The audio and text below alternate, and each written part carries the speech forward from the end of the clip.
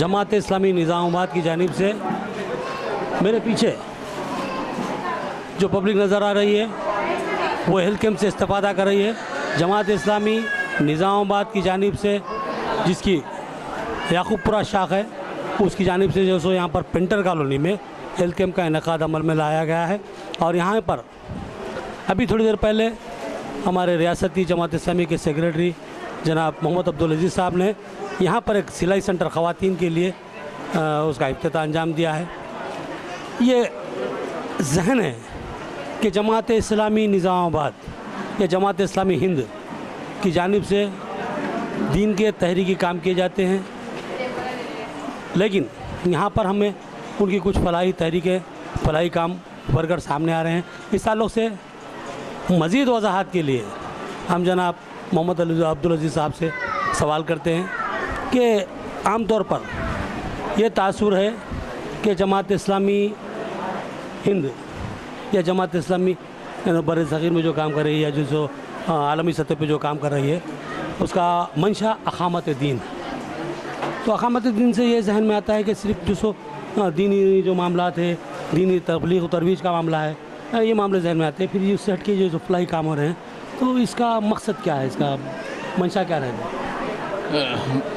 بہرحال میں ناظرین سے اس سوال کے سلسلے میں جو بات کرنا چاہتا ہوں وہ یہ ہے کہ جماعت اسلامی کا جو مقصد اور نصب العین ہے وہ اقامت دین، اور اقامت دین کا یہ جو جماعت کا نصب العین ہے وہ در حقیقت قرآن کا نصب العین ہے. چنانچہ اللہ تعالیٰ نے اپنی کتاب میں ارشاد فرمایا کہ وَأَقِیمُوا الدِّینَ وَلَا تَتَفَرَّقُوا فِیہ، اللہ کے دین کو قائم کرو اور پھر اس میں کوئی گروپ نہ بناؤ، کوئی تفرقہ پیدا نہ کرو.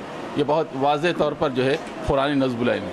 اب جہاں تک بات وضاحت دین کی ہے تو یہاں دین سے مراد وہ دین جو نبی کریم صلی اللہ علیہ وسلم لے کر آئے تھے، اور یہ دین انسانی زندگی کے تمام مسائل سے بحث کرتا ہے. اس کا تعلق عبادات سے بھی ہے، اس کا تعلق معاملات سے بھی ہے، اس کا تعلق معیشت سے بھی ہے، اس کا تعلق معاشرت سے بھی ہے، اس کا تعلق سیاست سے بھی ہے، اس کا تعلق خدمت خلق سے بھی ہے. تو گویا کہ اسلام ایک محض عبادت کا مجموعہ نہیں ہے بلکہ ایک مکمل نظام حیات ہے جو زندگی کے تمام مسائل سے بحث بھی کرتا ہے، ان کا حل بھی پیش کرتا ہے.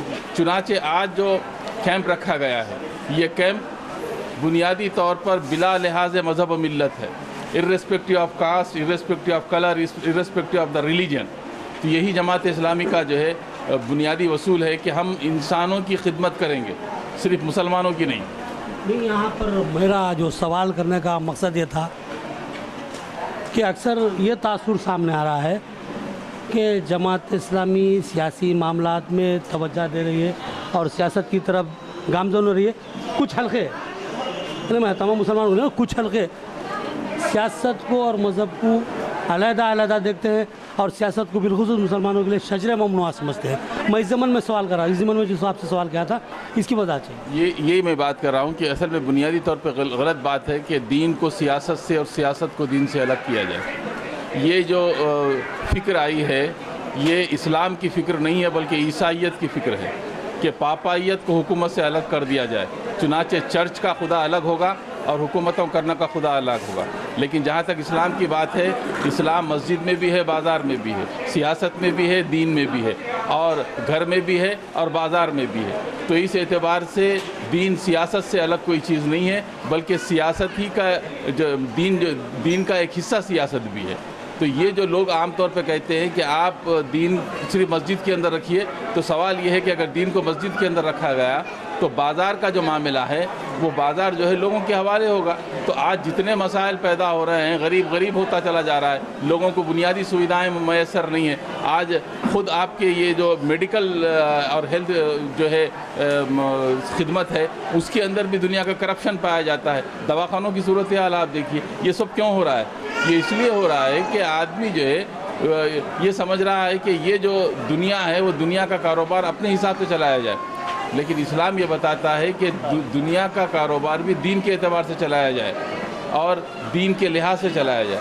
تو چنانچہ جماعت اسلامی کا ہی نہیں بلکہ اسلام کا یہ بنیادی عقیدہ ہے کہ دین سیاست سے الگ نہیں ہے. اسی کو اقبال نے کہا کہ جدا ہو دین سیاست سے تو رہ جاتی ہے چنگیزی.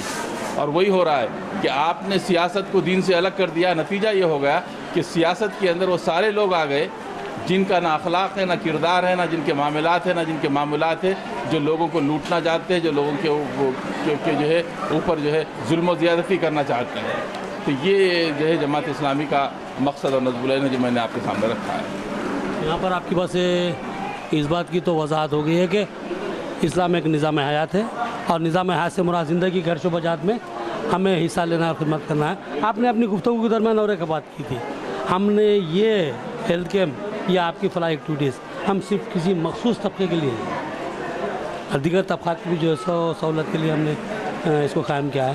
اس تعلق سے مزید وضاحت کے ساتھ میں آپ سے دیکھیے، بنیادی طور پر میں بتاتا ہوں، بات صرف جماعت اسلامی کی نہیں ہے، بلکہ جماعت اسلامی جو بھی کام کرتی ہے وہ اسلام کے لحاظ سے کرتی ہے. اسلام اس پوری ہندوستان کو نہیں بلکہ پوری اس دنیا کے اندر بسنے والوں کو اللہ کا کنبہ قرار کرتا ہے.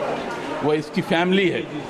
یہ ہے انٹرنیشنل برادرہڈ جس کا کوئی تصور دیگر اقوام میں پایا نہیں جاتا.